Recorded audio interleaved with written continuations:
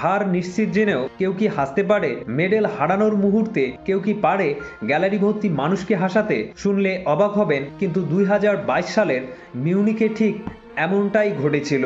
ইউরোপীয় অ্যাথলেটিক্স চ্যাম্পিয়নশিপের মঞ্চ ট্রিপল জাম্পের মতো কঠিন ইভেন্টে 1 সেকেন্ডের ভুল মানেই সব শেষ। সুইডেনের অ্যাথলেটিক্স জেসপার হেলস্ট্রোম যখন রান আপ নিচ্ছিলেন, তখন তিনি বুঝতে পারেন তার টাইমিং বিগড়ে গেছে। অধিকাংশ অ্যাথলিট এমন অবস্থায় হতাশ হয়ে হাল ছেড়ে দেন, কিন্তু জেসপার করলেন উল্টোটা। তিনি শরীরটাকে এমনভাবে হাওয়ায় ভাসিয়ে দিলেন যেন তিনি বালিতে জাম্প করছেন না, বরং সুইমিং পুলের নীল জলে ঝাঁপ দিচ্ছেন। তার এই সিগনেচার বেলি ফ্লপ দেখে হাসিতে ফেটে পড়ল পুরো স্টেডিয়াম। অবাক করার বিষয় হলো, জেসপার নিজেও তখন হাসছিলেন। কোচ হয়তো হতাশ হয়েছিল, কিন্তু ইন্টারনেট জেসপারকে বিজয়ী ঘোষণা করে দিয়েছিল। মেডেল না জিতলেও সেই রাতে তিনি কোটি কোটি মানুষের মন জিতে নিয়েছিলেন। এই একটি ঘটনা প্রমাণ করে যে জীবন সবসময় নিখুঁত হতে হবে এমন কোনো কথা নেই।